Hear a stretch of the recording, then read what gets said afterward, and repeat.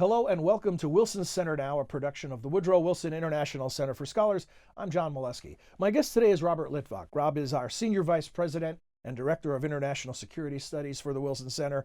He joins us to talk about the situation between the United States and Iran. I didn't use the word crisis on purpose because I wanted to vet that with you.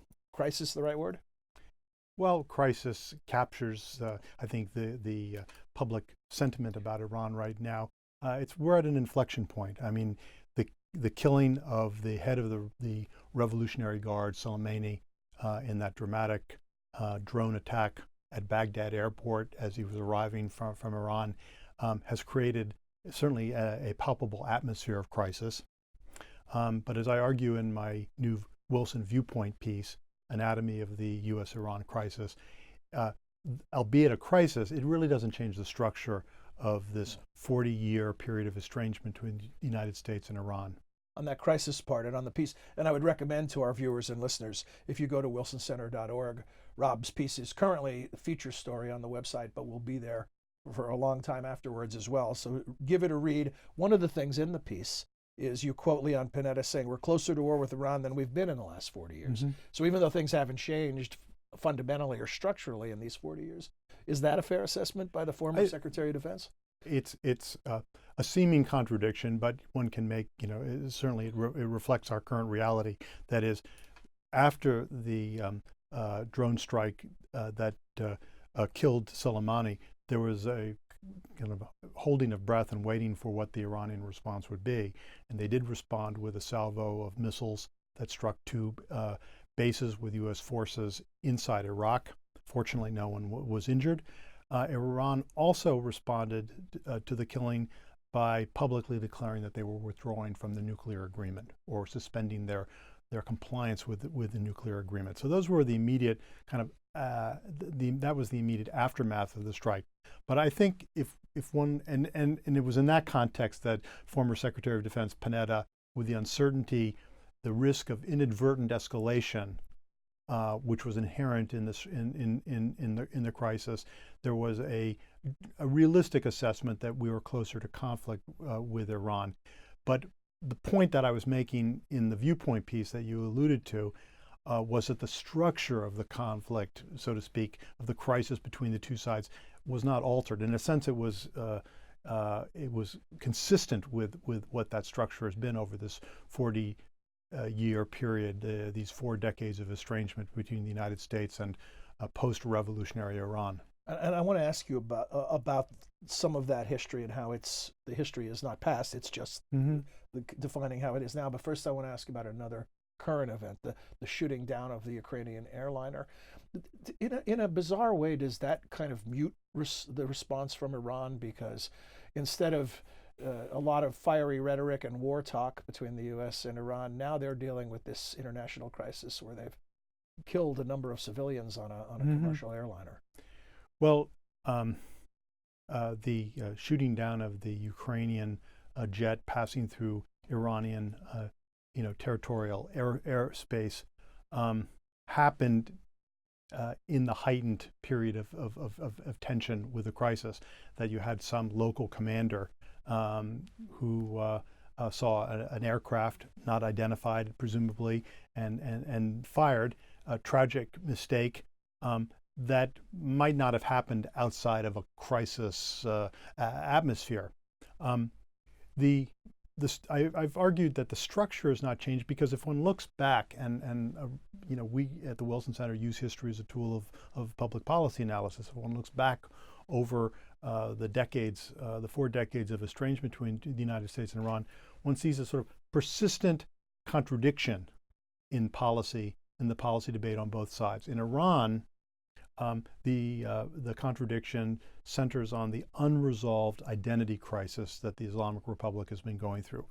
As Henry Kissinger put it, is Iran a nation or a cause? Is it an ordinary state or a revolutionary power? When does the revolution end? When does the revolution end? And there's a literature on how revolutions moderate over time. There's the famous book, Anatomy of a Revolution by Crane Britton, where they talk about how over time revolutions moderate. And there's a debate about how, I mean, there are real factional politics inside of Iran. We have wonderful expertise at the Wilson Center. The former director of the Wilson Center, Hala Esfandiari, whom you've interviewed any number of times, has talked about the internal dynamics within Iran. Iran is not, it's not totally opaque, but it's not really, nor is it, neither is it transparent that we know what's going on. But there seem to be real factional politics. And the nuclear issue, which has been the centerpiece of our diplomacy with Iran, has been, in a sense, this proxy for the more fundamental debate that runs through their identity crisis. What should be the relationship between the Islamic Republic and the outside world, and in particular with the great Satan, America, because anti-Americanism was central to the definition of the revolution. Is there any sense of activity addressing that identity crisis towards some sort of resolution, or is this just the chronic state of affairs? It's a persisting tension in Iranian policy, and the Iran nuclear deal and the negotiations leading up to it were a proxy for this debate. A reformist president came to power in Iran, to office in Iran in 2013, Hassan Rouhani. He was given a narrow writ from the supreme leader to negotiate with the world's major powers, the so-called P5+1, on the nuclear impasse, in order to get Iran out from underneath the international sanctions that have been debilitating their economy and society. Those negotiations came to fruition in summer of 2015. The Joint Comprehensive Plan of Action, the JCPOA as it's called, which was, as I've argued, transactional. It was focused discreetly on the nuclear portfolio.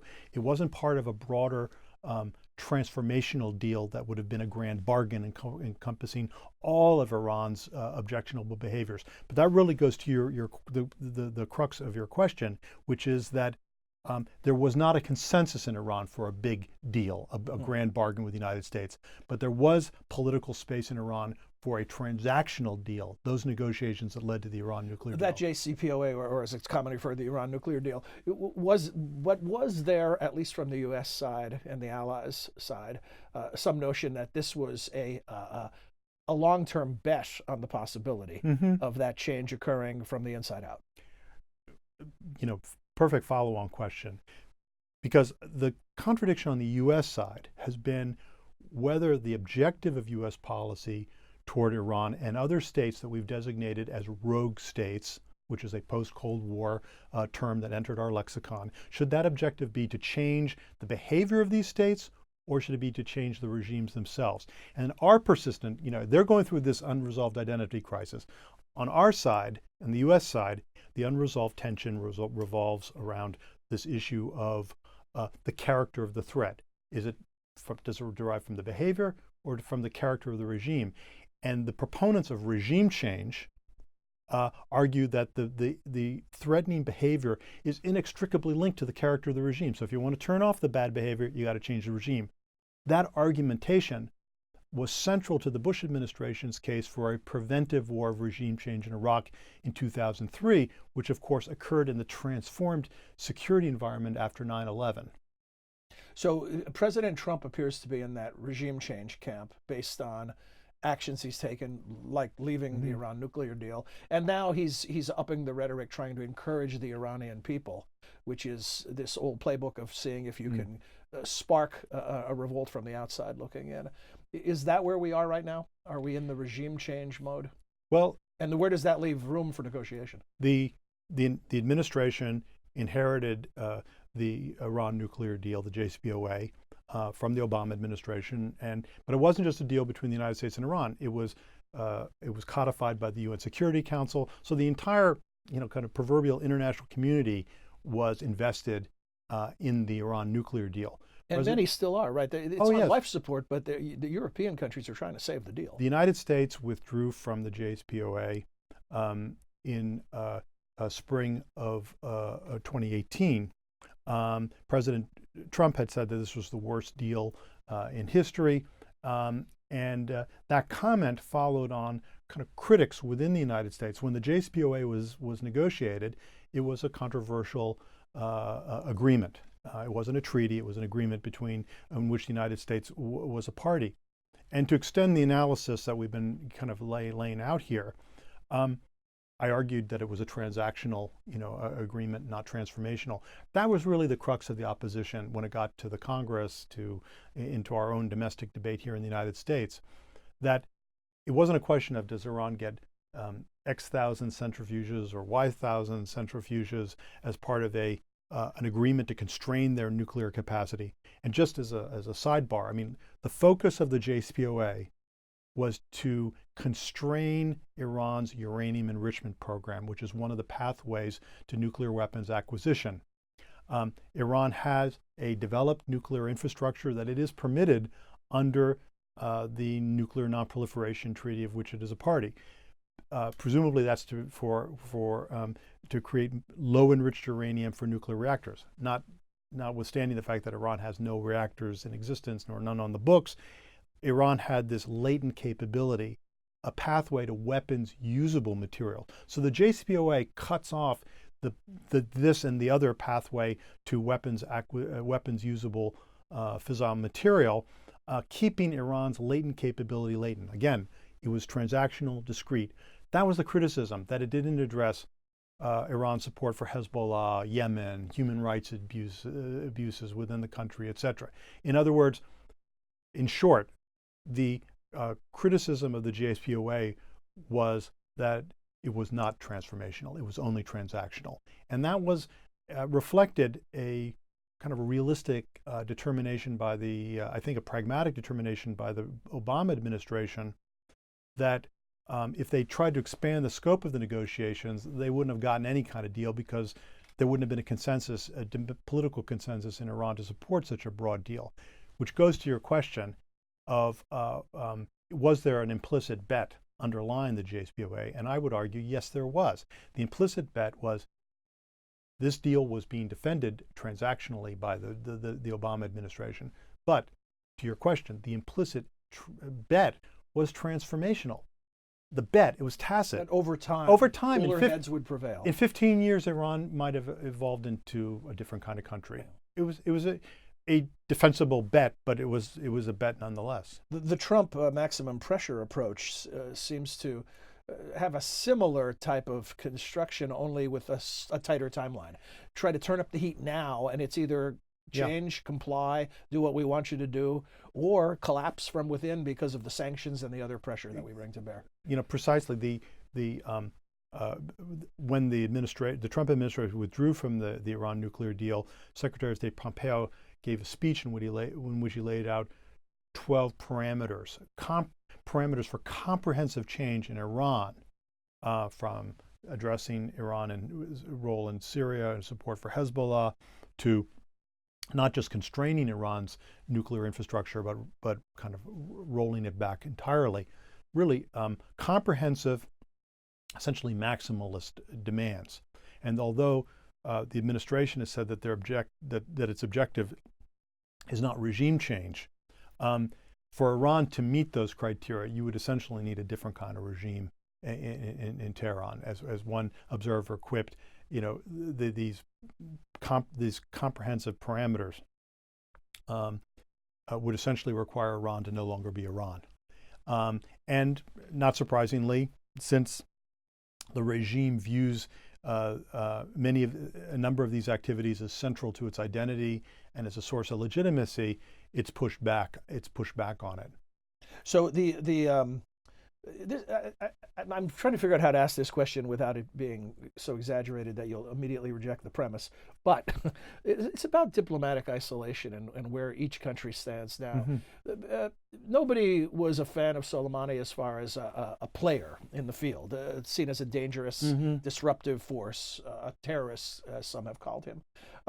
On the other hand, a lot of our allies weren't comfortable with the U.S. assassination of Soleimani in a third party, in another country, in Iraq. Mm-hmm.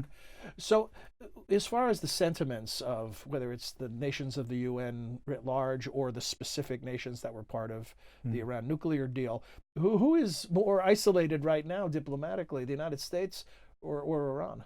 The controversy in the West over the killing of Soleimani was not over his role and his kind of mendacious, Right. Nobody's saying this is a great mendacious guy. record over time.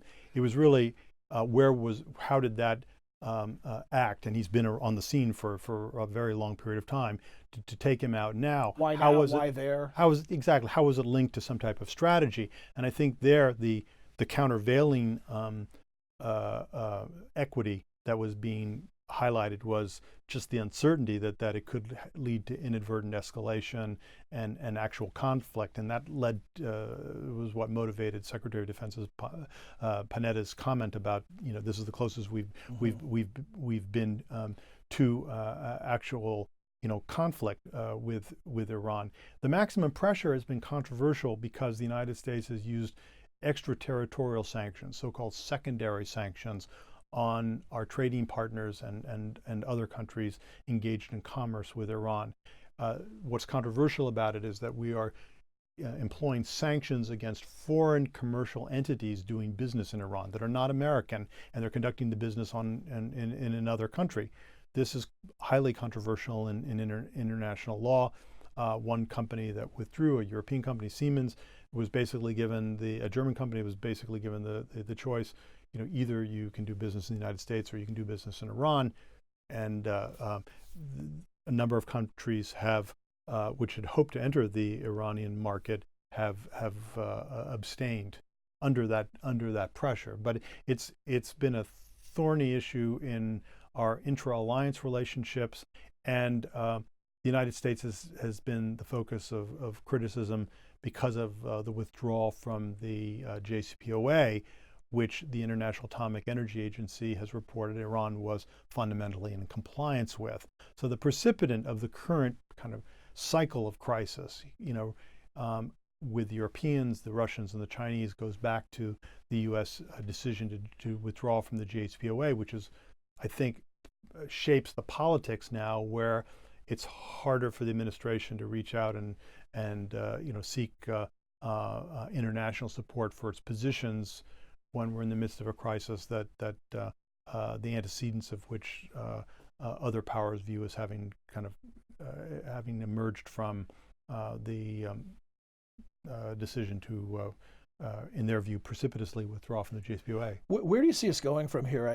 Is there any clue in the way that we approach North Korea, where in the initial days of the Trump administration, maximum pressure was also the strategy, and then that shifted to this summitry between the two leaders? It's hard to imagine the Supreme Leader and President Trump having a similar summit, but who knows? What do you see happening? Well, there's been a breakdown in relations, even kind of a deeper schism, and there's been a breakdown in trust with the withdrawal from the JCPOA. That said, the current crisis need not necessarily escalate or spiral into a conflict, and there are incentives on both sides to return to the negotiating table, in the sense that Iran's economy is definitely hurting under the impact of U.S. sanctions, which more or less amount to economic war on Iran, and autarky, or living just kind of in isolation, is an option, but it's not an attractive one for Iran. So you could see that pressure, plus the desire. Maybe through a third party or direct negotiations. Perhaps, I would think through a third party, since the bilateral relationship is so toxic, and there are incentives on the U.S. side to avoid conflict. So you could see analytically, as I put it in concluding my viewpoint piece, there's an analytical option for diplomacy, but the question is whether the two sides would exercise the political will and the judgment to embark on that.